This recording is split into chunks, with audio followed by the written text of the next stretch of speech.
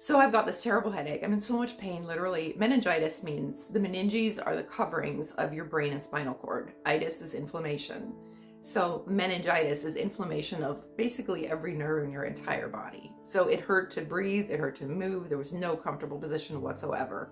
I was in the hospital with meningitis, and that very first night, in so much absolute, just imagine the worst pain in your entire, every cell felt like it was on fire and crushed and exploding all at the same time. So I got in the room, and they give me the antibiotics infusion and on the IV, and then also the pain medication. And they also gave me, at that point, a nurse had come in and he gave me a form, and he said that if I wanted a lawyer to come and notarize it, whatnot, validate, I don't know what the word would be, but it was a right to die certificate. And I just put it on the side because I'm just, 24 hours before, I was totally fine, or so I thought.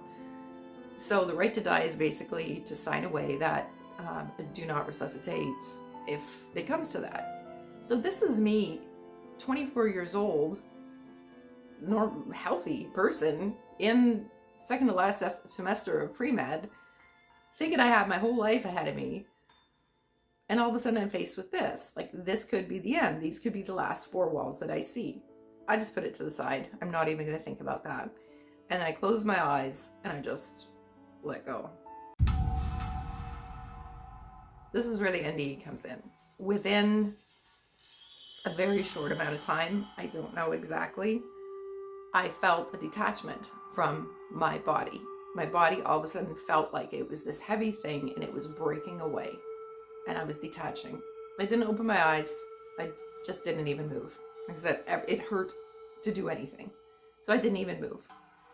And then I see this big flood of light, and the big flood of light turns into beams. And the closest thing that I can describe it to is the Northern Lights.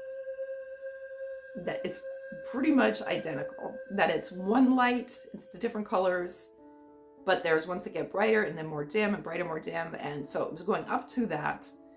And then I became a beam. As I became a beam, things started falling away. These aren't things like my actual physical body, but in that detachment process, what was falling away was the downside of duality. I'll explain that a little bit more in a second, but the downside of duality. So anger, that went first. It just evaporated. Sadness, fears, regrets. Regrets was actually the last one. So I'll get back to that too. Just anything, any bad feeling that you've ever had, any kind of depression, jealousy, rage, all of it just drops away. And as each of those things drops away, that's when you're detaching from your body and you become one of these beams of light. The last one to go was regret. Now what's happening is that life review.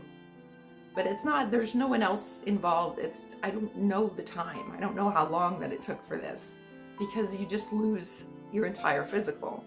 But in the life review, you're seeing the different times in your life that you, because of your life on earth, you made a difference in someone else's life that caused a positive ripple. You see the opposite too. You see the times in your life when you really hurt someone, whether by deceit, whether by just not caring about them, indifference, anything, just being mean to them, but things that really affected them, especially the ones where you may not have considered that it really affected them as much as it did. Not only do you see all these things in the life review, you feel them from their perspective. Yeah, that's a big one. So you feel the effects that you had on other people during your time on earth. And that's the hardest one because it feels so heavy. You don't regret so much when people were mean to you or when people took advantage of you, but that feeling of regret is so strong on how you affected other people. So that one then, it kind of hangs on for a while.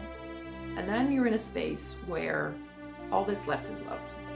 There's nothing else. Everything, even compassion is part of love. Appreciation is part of love.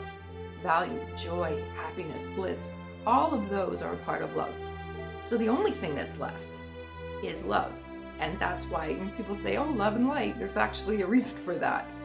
That's all that there is. You become a beam of light. And this is how, on the other side, you're connected, but you're still separate.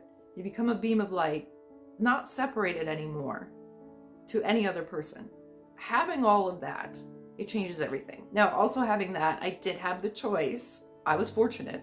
I had the choice. Do I want to return or not? And all of this is happening entirely in the sense of intuition, because that's also all there is. You have no body. You can't feel physical senses. You can't see anything with your eyes. You see it all with your intuition. I say it looks like the Northern Lights, but it feels like, but it is that. That's just the closest thing I can describe it to, if you could see it. But you have no more ears, eyes, no more tactile surfaces, so you can't actually, touch, feel anything. You can't see with your eyes, you can't hear anything. And so all you are is in this state of bliss. The closest thing to that I can compare it to on Earth is when you're dreaming. You have no use of your senses. It's just there, but it's real. And sometimes it's more real than your life on Earth. So in that space, I had a choice. Do I want to stay in this? Absolute freedom.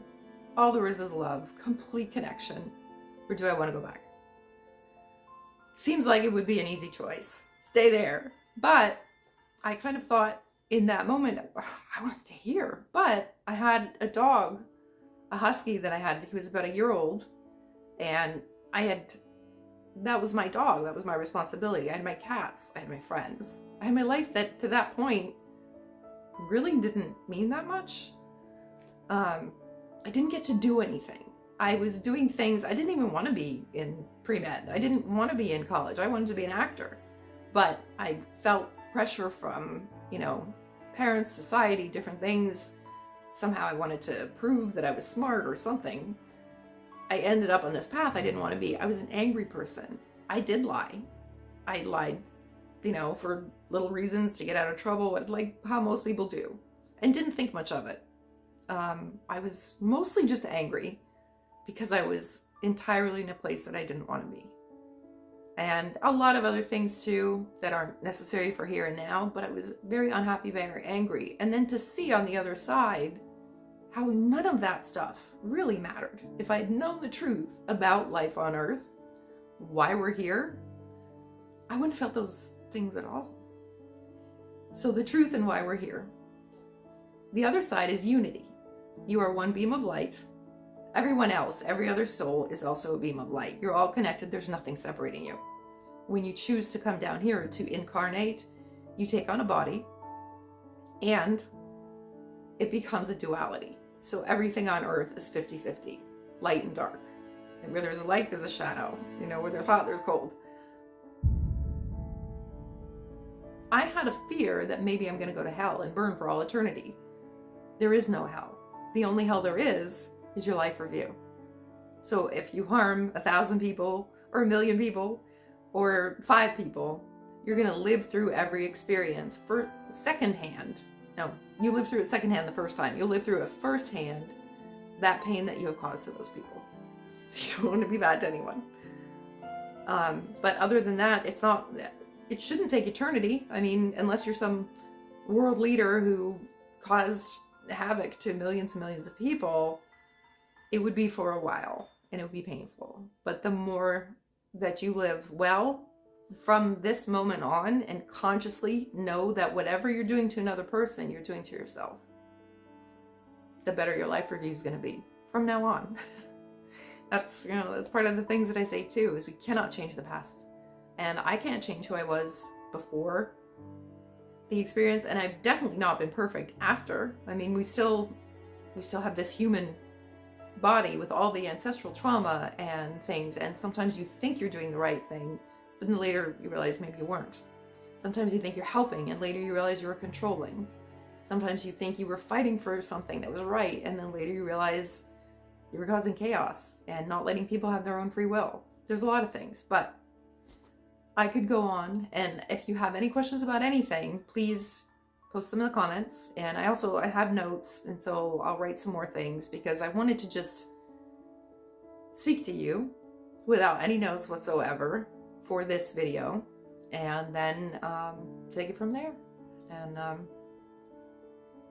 think that's about all for now. Thank you so much. Bye.